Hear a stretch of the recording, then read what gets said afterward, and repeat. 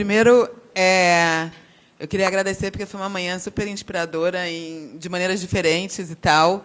E acho que até o jeito que eu queria conduzir a mesa redonda e as perguntas,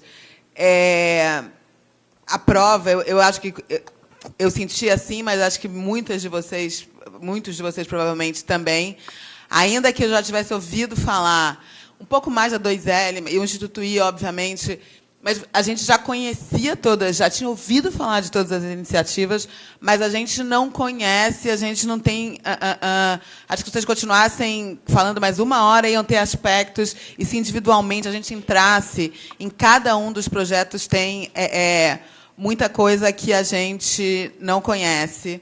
E é isso que ao contrário, por exemplo, da mesa que vem a seguir, que é o aspecto do comércio e do e-commerce, mas eu acho que a maioria das pessoas também que estão aqui são razoavelmente... Sabem o que é a Farfetch, sabem como funciona, sabe? Mas, então, a primeira constatação que eu queria que a gente parasse para pensar é como essas coisas, elas tocam tanto, elas são tão importantes, emocionam, fazem você pensar, mas, ainda assim, a gente tem um conhecimento tão raso e superficial do que está sendo feito hoje em moda sustentável, tanto no aspecto social quanto, por exemplo, eu não sabia nada que a 2L já estava fazendo uma coisa também, você chamou de outro jeito, a gente, em geral, no jargão da imprensa, a gente fala sustentabilidade ou pelo viés social ou pelo viés ecológico, verde, mas você usou de material, recursos materiais, recursos humanos, achei muito legal separar desse jeito também, mas... Baseado nisso, vem o que eu queria... Eu vou sugerir duas perguntas, porque aí cada um aborda como vocês acharem mais interessantes. São dois desafios, na verdade. Eu gosto de mesas que a gente consegue, além de conhecer, terminar tentando sair com drive ou com alguma coisa concreta, uma reflexão de o que pode melhorar e o que pode ir para frente. Então, o meu grande questionamento, e aí como mídia, eu me coloco dentro, é uma angústia, mas a gente também não está aparelhado ainda para fazer. Hoje em dia, eu dou muito mais espaço dentro da Vogue, por exemplo, para o que é feito de sustentabilidade na indústria da beleza. É uma indústria que, de uma certa maneira, conseguiu se posicionar com muito mais apelo para o consumidor, força de mídia e de imagem. E, hoje em dia, assim, todas as grandes empresas, elas têm uma linha, ou às vezes, linhas inteiras, um produto anual. O comprometimento varia muito, mas elas já entenderam, e eu seria capaz de fazer uma revista inteira com um especial verde só de beleza, de um jeito que consegue aliar todos os pilares. Quer dizer, ele tem ele é comprovado, né? Tem muito truque, mas hoje em dia, assim como o trabalho do Instituto I, que ajuda você a separar o joio do trigo e conseguir mesurar o que efetivamente é feito. Antigamente, na indústria da beleza, você tinha... Ele era ingredientes naturais, mas tinha um monte de parabeno. Aí você tinha que, não, hoje em dia, a gente já aprendeu também a fazer a leitura dos rótulos e entender o que conta e o que é de verdade. Mas, de alguma maneira, a comunicação foi mais efetiva com o consumidor e com a mídia. Então, a minha primeira pergunta é assim, mesmo o Brasil tem iniciativas incríveis, eu acho que foram muito bem escolhidas, mas se você entrar no Nordeste, tem umas coisas muito legais acontecendo lá, sobretudo com mais o viés de recursos humanos, você tem muita coisa interessante acontecendo, e varia um mapeamento das próprias iniciativas que acontecem, mas elas são muito locais. Durante muito tempo, a gente, nos debates, se colocou, mas falta uma pegada de design mais forte que chegue no consumidor. Não é mais verdade, essa realidade mudou muito. Quando a gente fez uma edição Vogue da Verde em 2007.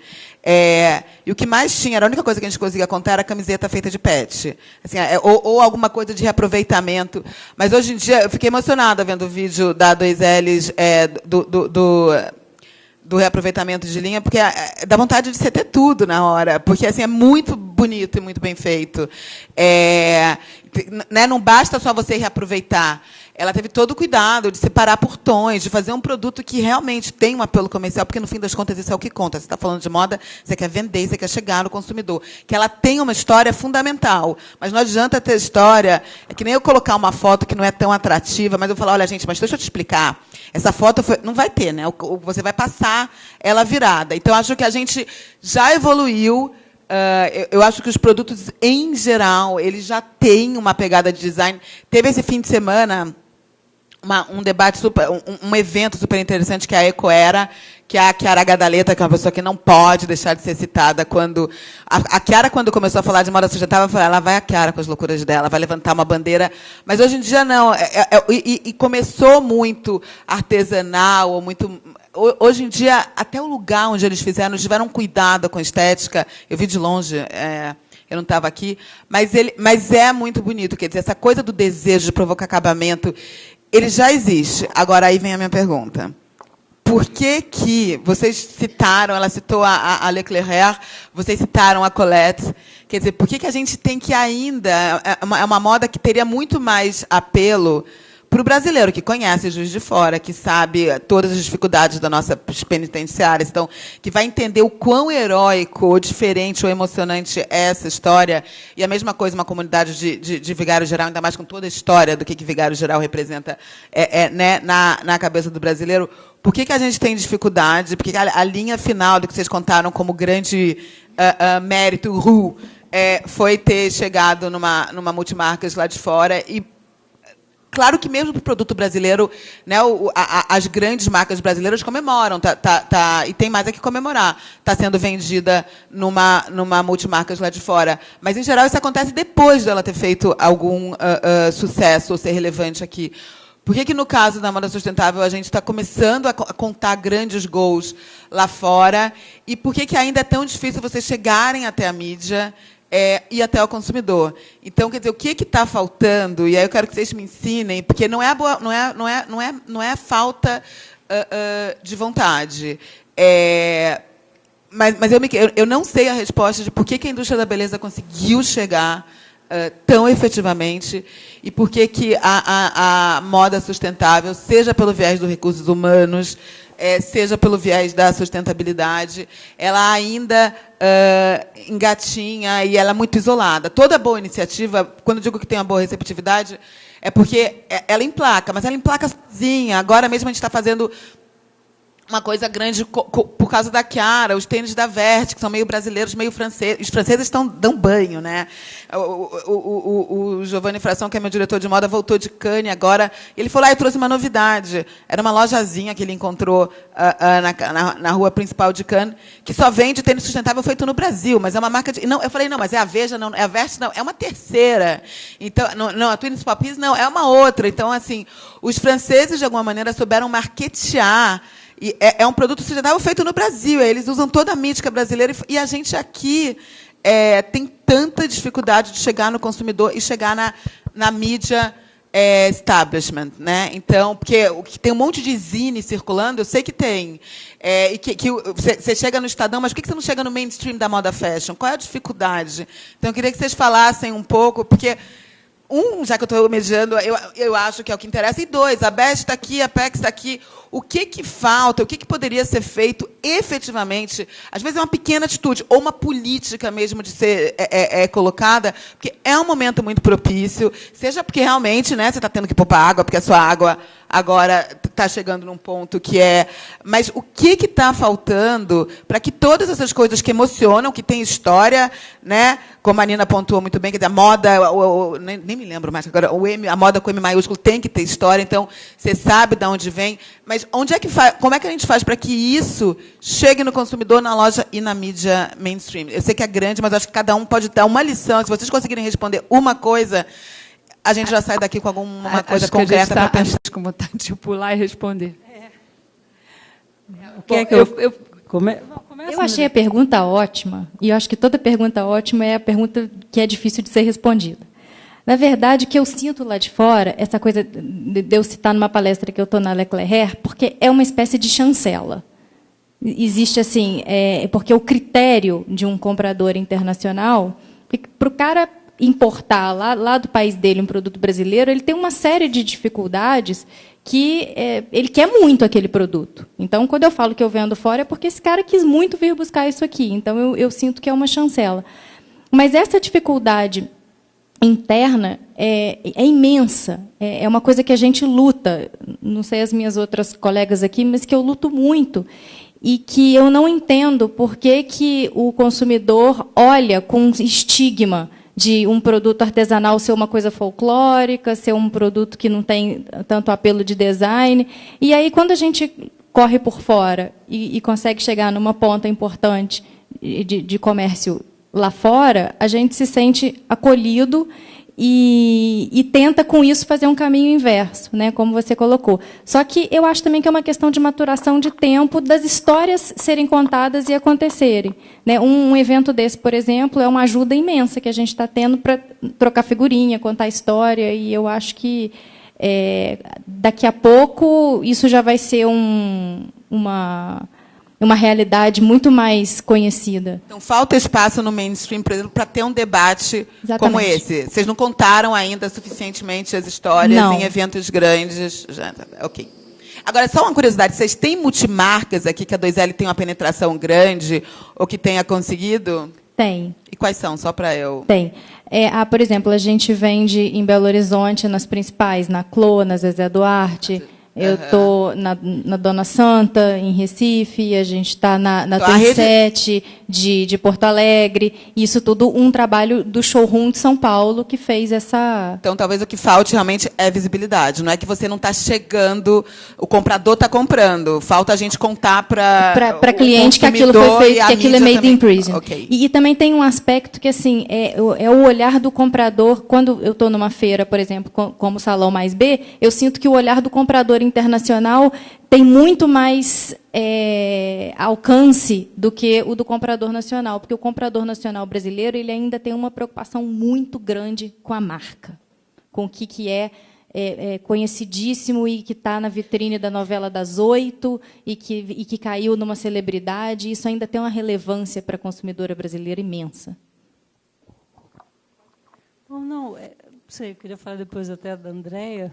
Andréia, quer falar? Porque eu acho que o nosso caso é um pouco diferente, assim. Então, por favor. Eu fecho com a minha A gente tem uma experiência um pouco diferente, porque quando nós começamos a trazer a moda das comunidades para dentro do Fashion Rio, há 8, 9 anos atrás, acho que tem uma questão das pessoas se acostumarem mesmo, de assimilarem, porque foi muito difícil. Primeiro, no Fashion Rio, não tinha negras nem pensar, mulatas, muito poucas, que vinham, participavam, desfilavam. A gente trouxe meninas da comunidade para desfilar. Isso tudo foi, hoje em dia, já é uma coisa super normal. Houve todo um processo, houve uma luta, uma briga para chegar lá, mas aconteceu. No nosso caso, eu não acho mais nem que o consumidor seja tão... Quando a coisa cola, quando ele impacta ele, quando ele conhece a história, não tem consumidor que não fique atraído. E se junto disso ainda tem design, ainda tem bom gosto, eu acho que o consumidor hoje em dia está já bem mais maduro. Nossa experiência, nós temos um problema grande com a imprensa. Nós temos uma mídia internacional, o clipping do Moda Fusion Kif com da Osklin.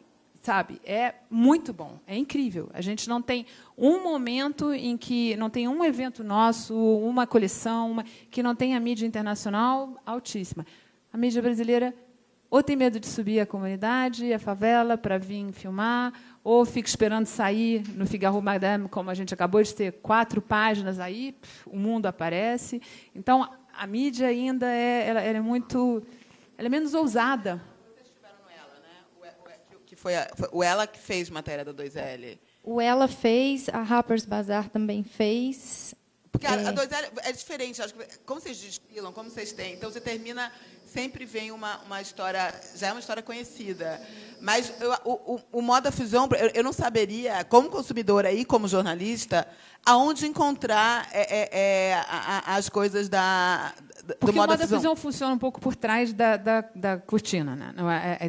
A ideia do Moda Fusion é lançar novas grifes, novas marcas, a moda das comunidades. Então, o Moda Fusion ele fica um pouco por trás. Mas, claro que, como a comunicação, a arte gráfica é super importante, o Moda Fusion trabalha muito em cima disso. A gente é bom, porque a gente tem toda uma equipe francesa que nos ajuda, eles são muito bons. Vocês fizeram coleções próprias, ainda que o cerne design principal, você já está capacitando toda uma... Mas a coleção que foi parar na Colette foi uma coleção de... Não, foi uma fusão entre a Costurarte e a Andrea Cruz, que é uma estilista francesa, assinada pelo Moda Fusion, porque ela foi construída pelo Moda Fusion. A gente teve várias. A gente teve uma que desfilou, Nina estava, Oscar estava, que desfilou para Carla Bruni durante o ano do Brasil, da França no Brasil.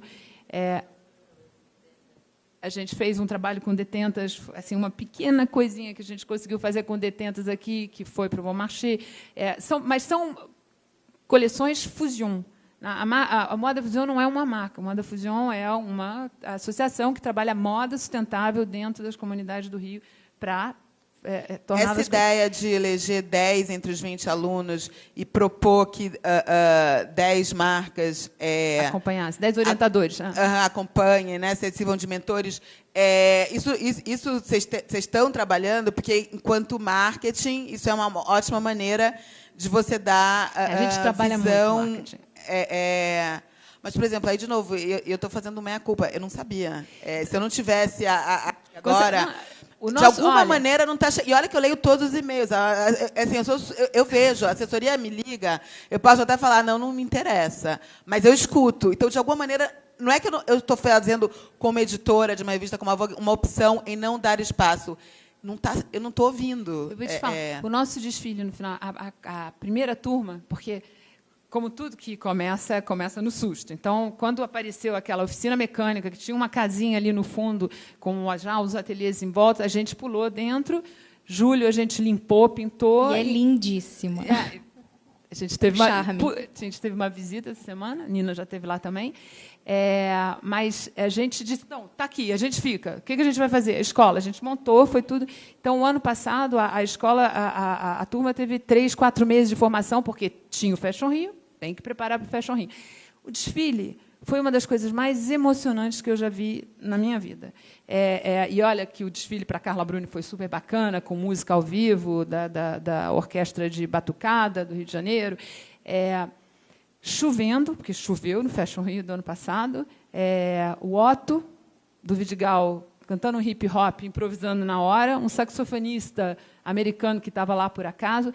A emoção dos alunos vendo a coleção deles e as modelos absolutamente lindas.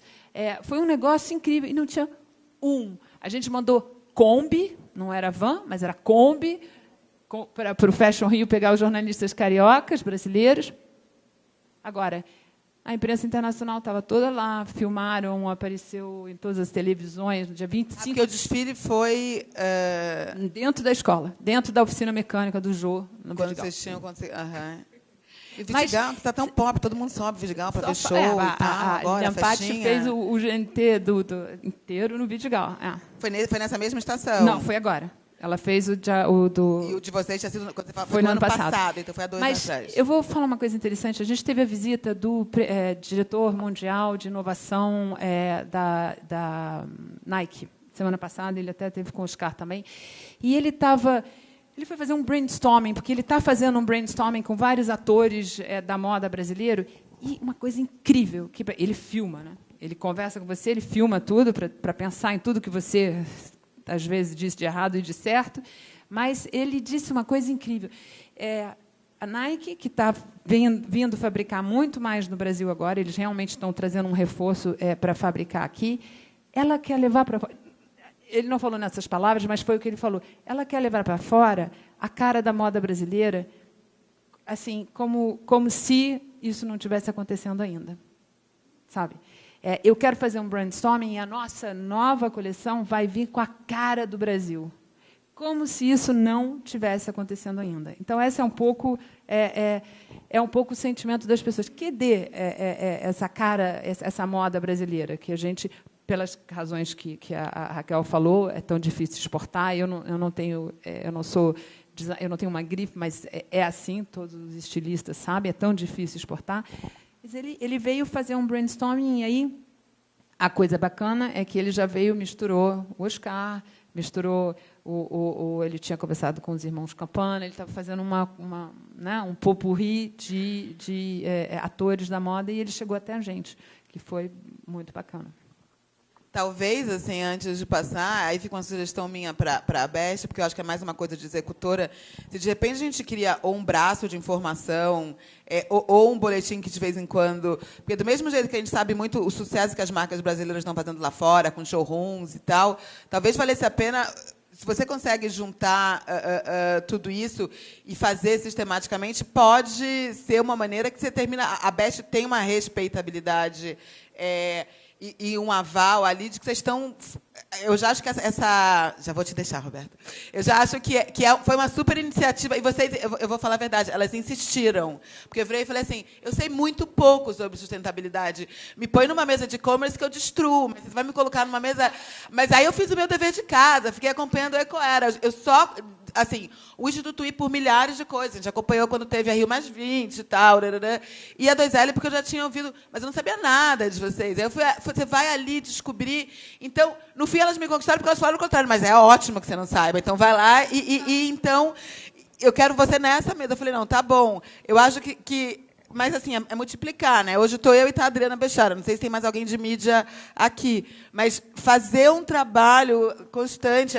Eu estou fazendo um apelo e uma meia-culpa de novo ao mesmo tempo. Então, a gente tem essa lacuna, ponto. Eu não acho que seja má vontade. Eu acho que é uma ignorância mesmo. Então, agora, a ignorância é mais fácil de você...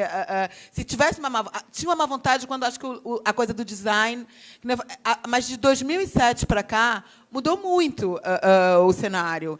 Então, e os produtos hoje, eles são... De vez em quando eu vejo, eu descubro coisas... O ressurgimento da Verte foi assim, que só quando você vai olhar o rótulo, a historinha, que você vê que aquilo ali tem uma história de sustentabilidade. Então, os produtos nacionais, às vezes, eles estão desconquistando pelo design, e aí, a posteriori, é que você vai descobrir que ele tem uma história super bacana ou de sustentabilidade humana, vou usar muito agora, ou sustentabilidade material.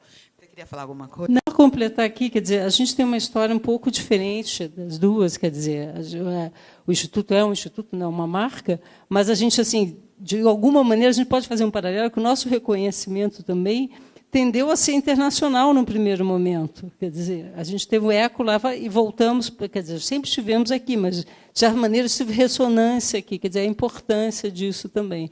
Agora, tem uma coisa que só que a gente tem que levar em consideração, o nosso público também, né? Hoje em dia, a moda sustentável na Inglaterra cresce 25% ao ano. Assim, se você não é sustentável, você nem abra nada na Inglaterra, não tem como. Aqui no Brasil ainda tem outras variáveis, quer dizer, então a gente está assim, pouco a pouco, contando nossas histórias para conquistar esse espaço, né? Inclusive a Vogue, por exemplo, tem dado um certo projeto aí te deu bastante espaço, acho que tem uma, mas assim, porque a gente já tem via Osklin uma trajetória que nos precede. Inclusive, depois, se o Nelson quiser acrescentar, ou está aqui o Nelson Camargo, que é diretor de marketing da Osklin, que tem esse relacionamento todo com a imprensa, talvez depois poderia até acrescentar alguma coisa, enriquecer o debate. Desculpe. Eu vou aproveitar esse painel, tudo que a Daniela levantou, a nossa meia-culpa, acho que existe meia-culpa de todo mundo para isso, mas para que a gente saia com alguma coisa concreta, como você também falou, Daniela, alguma coisa que a gente saia na mão disso daqui, e deixar esse trabalho apresentado por elas quatro, e com certeza tem outros projetos interessantes, deixar no Brasil, deixar para a gente aqui, se apropriar o Brasil disso. Já estão convidadas as quatro, a Daniela vem como representante da Press, vamos criar um departamento dentro da Best, um núcleo para cuidar da sustentabilidade e responsabilidade da moda. Já nasceu aqui, já estão convidadas nesse painel. Nossa, melhor manhã produtiva de muito tempo. Ó, todo mundo fez meia-culpa, eu vou fazer a minha também. Eu não tenho assessoria de imprensa. Peço desculpa. É uma falha inacreditável. Não, por isso que eu perguntei da Best, porque, sem dúvida nenhuma, a gente ainda está... A mídia, a gente está mal acostumada as marcas vêm até você, né? Ainda mais quando você está lidando... É um momento intenso, complicado, você tem que trabalhar com 1000 questões... é difícil a gente sofrer um enxugamento muito grande, você ter um repórter que possa ficar livre para descobrir coisas. Você tem uma pressão tão grande, mas isso não vem ao caso, não é o tema do debate. Acho que ainda assim, quer dizer, mesmo com essas... Mas, sem dúvida nenhuma, mas acho que, se tivesse uma assessoria, eu suspeitava, porque ninguém nunca me incomodou com umas histórias tão legais. É estranho, mas eu acho que, se você faz... Está mudando, porque olha, você falou, nós temos uma parceria com o Twins for Peace, Veja, Tudo Bom, a gente está fazendo coleções de capsule com eles todos. Mas agora a gente está conseguindo os 10 orientadores cariocas, brasileiros, que já tem alguns que já estão 100% confirmados e todos são super simpáticos ao projeto, e eu acho que a gente vai conseguir os 10. Então, está mudando. Acho que isso é uma ótima maneira de dar viabilidade, de visibilidade, e de mostrar. E aí você termina contando do projeto também. Não, eu tenho certeza, não é? Alguma coisa na comunicação aconteceu ali de errado. Talvez o brasileiro ele não tenha o mesmo fascínio com uma iniciativa social, porque a gente vê tanta coisa, a gente é bombardeado, que às vezes a gente é quase anestesiado. Você fala, é mais uma coisa. Agora, em moda, é tão raro que agora também não adianta, mas se eu soubesse quem é... o Fashion Rio eu costumo ir em dias muito específicos, mas eu tenho uma equipe que fica lá 4 dias, 5 dias.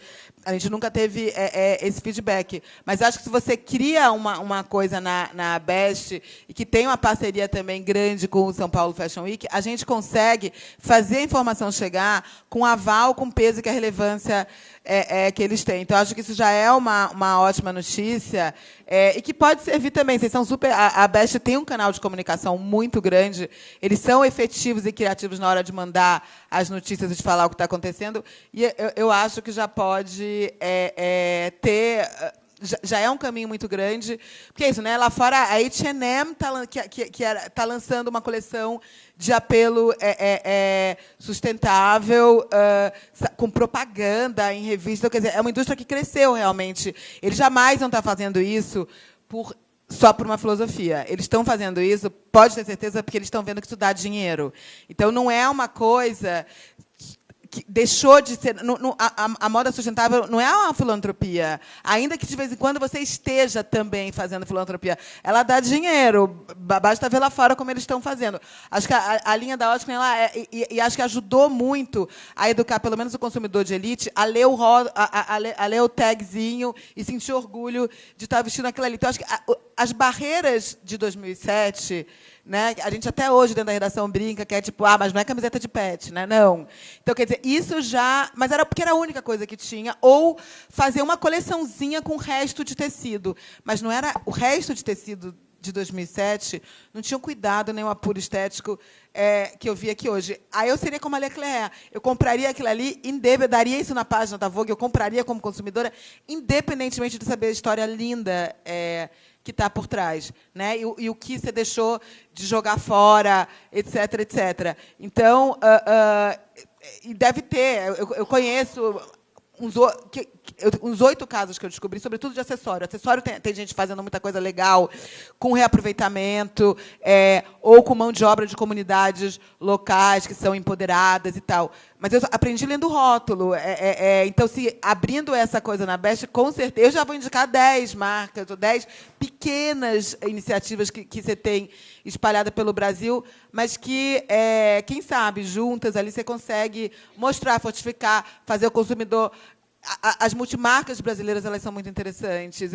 Talvez falte ali colocar num corner, e a gente pode... O que a mídia pode ajudar é você começar a valorizar. Na hora que a mídia fala que liga para multimarcas e fala, mas entre os seus lançamentos, tem alguma coisa que tenha um viés sustentável, ou de recursos humanos, ou de recursos materiais? Na hora, elas também vão ficar mais interessadas e vão dar. Então, eu acho que é um triângulo que vai todo mundo, né? Se eu abro espaço para valorizar que a multimarca está comprando isso, e não só o grande ou o novo estilista, ou o gringo que ela trouxe, mas se eu abrir espaço para isso também, acho que automaticamente aumenta o interesse do comprador, e ele é uma cadeia fundamental para conseguir fazer chegar lá fora. Então, acho uma ótima... Estou me colocando aqui à disposição, mas é essa articulação que talvez estivesse fazendo, porque produto bom a gente já tem. Iniciativas consistentes, né, é tudo muito sério hoje em dia, não tem. E o Instituto I, eu acho que é muito bom a dúvida que ele fez, mas vamos ver se é mesmo.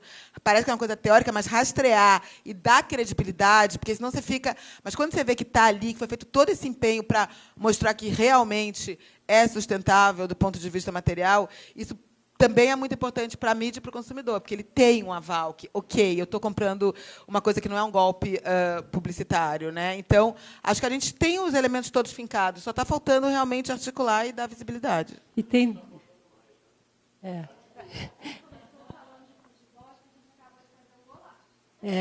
Não, e outra...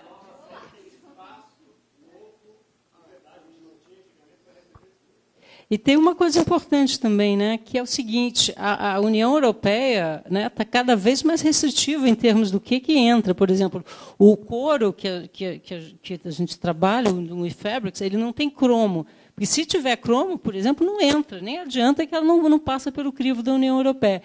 E agora, só um parênteses, que eu não posso resistir. Cada vez que você fala em 2007, eu falo, opa, 2007 foi quando a gente... É um marco para a gente, que quando a gente fez uma exposição no São Paulo Fashion Week, justamente com design, mostrando a origem dos materiais e os produtos finais. Não foi, não? Foi assim. Então, cada vez que você fala em 2007... A primeira edição verde também. Foi quando a primeira vez a gente se interessou pelo assunto, né? Então, talvez fosse o início ali, cada um na ponta da moda sustentável no Brasil. Mas acho que agora a gente abriu a porta para dar um salto que estava faltando. Né? Eu acho que é tão importante, porque se você conversar com os dois meninos da Veja, por exemplo, do Ver, eles vão te falar, vão contar a odisseia de conseguir fabricar tênis orgânico, sustentável no Brasil. Então, é uma odisseia ainda. Uma das razões pelas quais não tem é que ainda é muito difícil. Quando a gente fala só tem, não é camiseta de pet, é porque só tem camiseta de pet. A gente tem dificuldades. Então, eu acho que se a Best quiser realmente comprar essa briga começa no Ministério do Meio Ambiente, no Ministério da Agricultura e vai descer até São Paulo Fashion Week, sustentabilidade, que estava prometido para o Rio de Janeiro e que tinha que ser mais forte, mais poderoso. Então, realmente a cadeia inteira. Ainda está muito, porque o nosso produto não é competitivo. Ele não tem como. É muito difícil. Quando a gente vai fazer as nossas coleções, a gente recorre ao Instituto E, tem pouquíssimas outras entidades que fazem o trabalho que eles fazem. É difícil achar material, é difícil matéria-prima para trabalhar. Então, tem que ter uma organização realmente maior, como acontece na Inglaterra, por exemplo. Na Inglaterra, Ethical Fashion Forum trabalha direto com o Ministério da Agricultura, direto com o Ministério do Comércio Internacional, direto com os estilistas todos. É muito... Articulação, né? Não só com a mídia, mas articulação. com articulação. Governo. Articulação, mas aí a Beth dá um show de articulação. Então, acho que é o que está faltando, né? Vocês têm a ponte com o governo, vocês têm a ponte com a mídia. E a Veste está conseguindo. Os tênis da Veste eram um pouco masculinos, hoje em dia tem com bolinha, tem com poá. Então, você já conseguiu criar um desejo realmente. Acho que são bons exemplos, né? E eles vêm, o François Guillain, e eles vêm como orientador na parte de empreendedorismo. Não na parte do design, mas de... E assim que vocês tiverem notícia, então eu quero saber em primeira mão, quando fechar o grupo, para a gente fazer uma coisa grande e bacana. Bom, obrigada. Eu sei que vocês ainda têm um monte de coisa. E foi tão, né? Mas foi um prazer estar aqui.